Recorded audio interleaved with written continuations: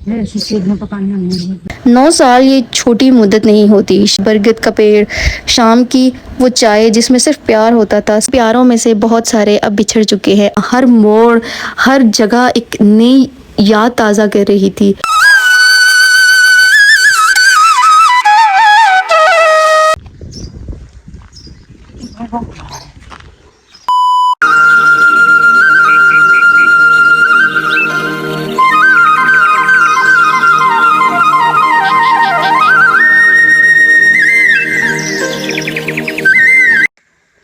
ईद वाले कपड़े पहन के यहाँ पे मैं तैयार होगी।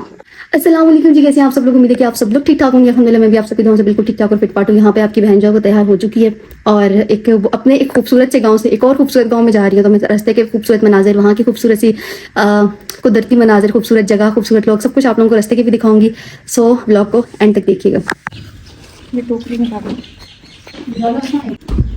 जाने से पहले पानी लेना ज़रूरी है, लेकिन हमारे फ्रिज में जो है ना, चेक करें, पानी तो नहीं है लेकिन लस्सी की बोतलें हैं। ये एक पानी की बोतल नजर तो आई है, अब अल्लाह करे ये ठंडी भी हो। और ये हमारी चरसदा की स्पेशल मिठाई।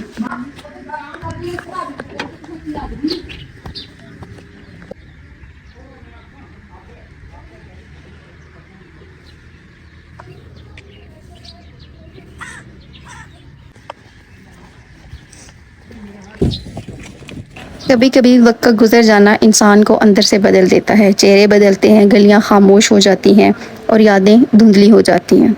वली की थी कि वो खदाने जमीन में दफन किए हुए आगे जो है बादशाही है, उसको क्या करते हैं? ये मेरा तस्वीर अच्छा जी करे ना, उसके बाद में उन्हें अपनी कश्ती के रहना चाहिए। आगे मगर कुछ जगहें ऐसी होती हैं जो वक्त के साथ भी दिल से नहीं जाती। आज मैं वापस जा रही हूँ अपनी दादी के गांव में, करीबन कोई 9 साल बाद। 9 साल ये छोटी मुद्दत नहीं होती। शहर की रोशनियों ने मेरी आंखों को इतना चकाचौंध कर दिया था कि गांव की मिट्टी के रंग ही भूल गई थी मैं। दादी की यादों में लिपटा हुआ वो छोटा सा घर, आम का पेड़, बरगद का पेड़, शाम की वो चाय जिसमें सिर्फ प्यार होता था, सब कुछ धुंधला सा लगने लग गया था। सफ़र थोड़ा लंबा था और बिना नाश्ता किए ही घर से निकल आई थी इन खूबसूरत रास्तों पर, इसलिए रास्ते से कुछ छोटा मोटा खाने के लिए भी उठा लिया। और जैसे ही इन रास्तों पर गाड़ी आगे बढ़ी तो हर वो याद ताज़ा होने लगी, हर वो लम्हा जहन में घूमने लगा जहाँ बहुत से अपने प्यारों के साथ मैं अपने बचपन में आया करती थी। उन प्यारों में से बहुत सारे अब बिछड़ चुके हैं, अब मेरे साथ नहीं हैं। उन सब की यादें लिए इन खूबसूरत रास्तों पर जैसे जैसे मैं आगे बढ़ रही थी, हर आता मंजर पहले मंजर से ज़्यादा खूबसूरत, ज़्यादा दिलकश और ज़्यादा आंखों को अपनी तरफ अट्रैक्ट करने वाला था। जैसे जैसे गाड़ी आगे बढ़ रही थी तो जो पहली चीज़ मुझे महसूस हुई वो थी वो खामोशी। शहर की चीखती ज़िंदगी के मुकाबले में ये सुकून भरी खामोशी, जैसे हर दरख्त मुझे देखकर कह रहा हो, तू वापस आ गई बेटा। पुरानी गलियों से गुजरते हुए मैंने हर कोने में देखा, कहीं बचपन की आवाज़ें गूंज रही थी, वो मिट्टी में खेलना, वो बड़ों की डांट और शाम का वो दिया जलाना। हर मोड़, हर जगह एक नई याद ताज़ा कर रही थी। और रफ्ता रफ्ता जैसे ही हम उन घरों के करीब होते जा रहे थे तो हर एक मोड़, हर एक दरख्त, हर एक जगह, हर मकान, एक गिरा हुआ मकान, एक मिट्टी का कच्चा मकान, एक कहानी सुना रहा था, हमारे बचपन की कहानी, जहाँ पे बचपन में हम खेले, बचपन हमारा गुजरा, बचपन की यादें, बचपन के दोस्त। यहाँ बहुत बहुत अच्छी यादें भी हैं और वो यादें दुखी कर रही हैं। मेरी आवाज़ से आपको शायद महसूस हो रहा हो कि अभी जब मैं वॉइस ओवर कर रही हूँ तब भी इन जगहों को देखकर, वॉइस ओवर करते हुए भी मेरी आवाज़ जो है ना वो थोड़ी रंजीदा हो गई। जब गाड़ी वहाँ पे जाके रुकी ना, जो हमारा स्टॉप हुआ करता था, तो यकीन करें कि दिल धक धक करने लग गया था कि क्या अब भी ये लोग वैसे ही हैं? क्या अब भी यहाँ पे मौजूद लोग मुझे पहचान पाएंगे? क्या अब भी वही प्यार हमें यहाँ से मिलेगा? क्या अब भी सब कुछ वैसा ही होगा, या फिर शहरों की तरह हर आए महीने सब कुछ वहाँ पे बदल रहा होगा? हर आता छोटी पगडंडी, हर आता छोटा रास्ता जो है ना वो मज़ीद दिल में एक लहर पैदा कर रहा था। दिल की धड़कनें जो है ना वो तेज़ हो रही। हम अपनी मंजिल के करीबन पास ही हैं। अब इससे आगे की जितनी भी सीनरीज़ हैं, जितने भी खूबसूरत मनाजिर हैं, वो आप म्यूज़िक के साथ देखें। मैंने जितना बोलना था, अब आप मेरी आवाज़ को छोड़ें और खूबसूरत से म्यूज़िक के साथ खूबसूरत से नज़ारे देखें।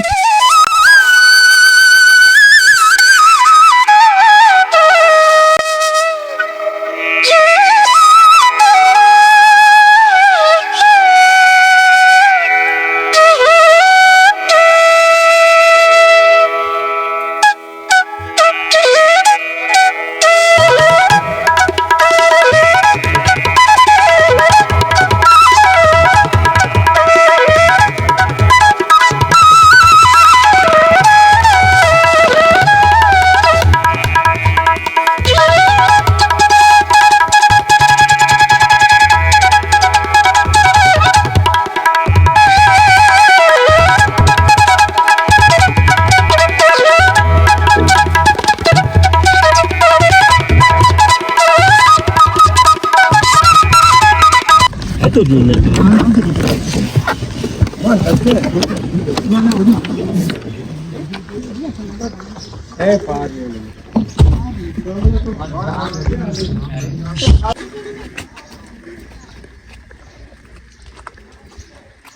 یہ لاسٹ کیا چاہیے بابو دروازہ نا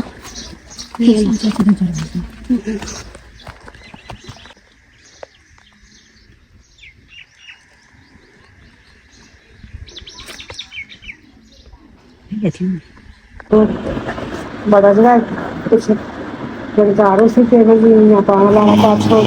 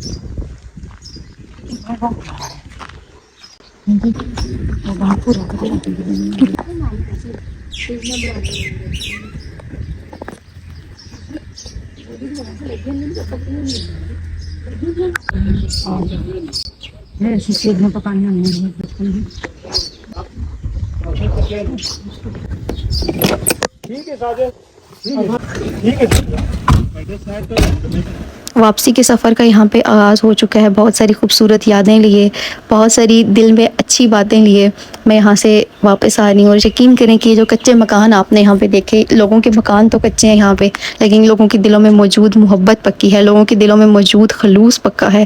میں یہاں سے واپس تو آ گئی, لیکن بہت ساری سوچیں تھیں میرے ساتھ جو چل رہی تھی کہ پتہ نہیں اگلی دفعہ میں کب یہاں پہ آؤں گی, پتہ نہیں اگلی دفعہ کب یہاں پہ آ کے میں ایسے ہی لوگوں کے پیار, لوگوں کی محبت کو انجوائے کروں گی.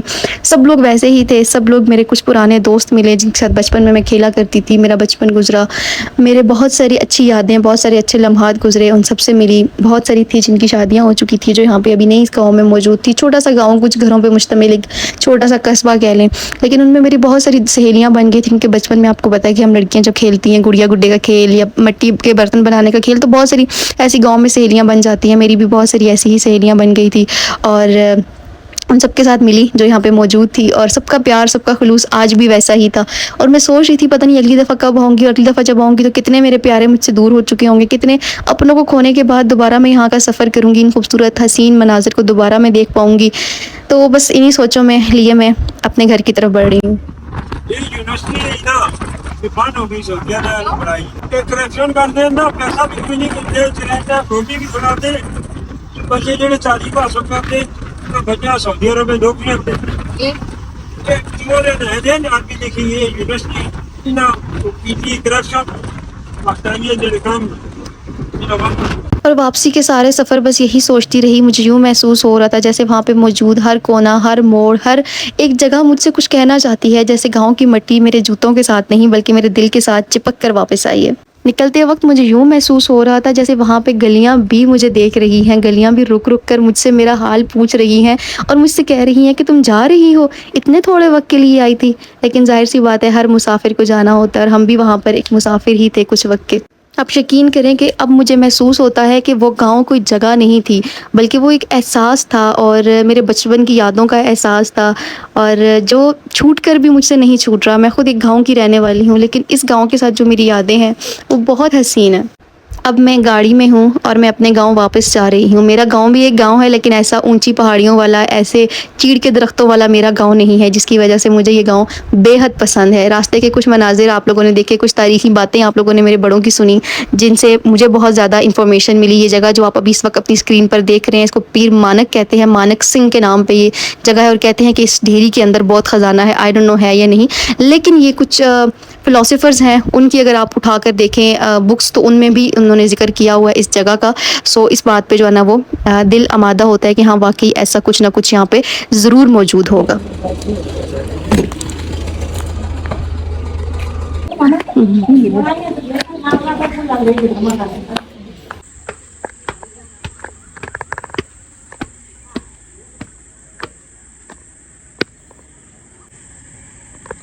میری پیاری سی یوٹیوب فیملی, آج کے اس بلاگ کو میں یہاں پہ اینڈ کرتی ہوں. آئی ہوپ کہ آپ کو اچھا لگا ہوگا. میں اپنی جو ہماری پردادی تھی, دادی نہیں سوری, جو میری پردادی تھی, ابو کے جو دادی تھی, ان کے ہم گاؤں میں گئے تھے, وہ وہاں کی تھی, اور ان کے جو بھائی تھے, ان کے بچوں کے گھر ہم گئے تھے, تو کافی اچھا لگا, کافی جو ہے نا وہ انجوائے کیا. اور اس کے بعد میں آپ لوگوں کو یہاں پہ محرم کا چاند بھی دکھا دیتی ہوں.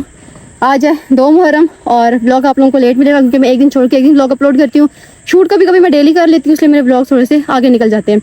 تو بہت سے عظیم مناظر دیکھے, بہت ساری باتیں تھیں جو میں آپ لوگوں نے پیچھے وائس اوور میں ساری سنی لی ہوں کہ میں نے آپ لوگوں سے شیئر کر دی. کچھ ہے نا انفارمیٹیو چیزیں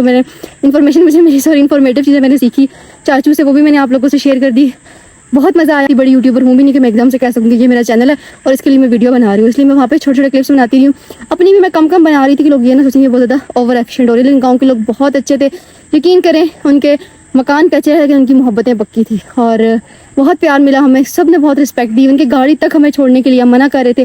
ایک آنٹی تھی, وہ کافی ایجڈ تھی, ہم ان کو منع کرے تھے آپ پلیز مت آئیں, لیکن وہ پھر بھی ہمیں چھوڑ کر گئے گاڑی تک.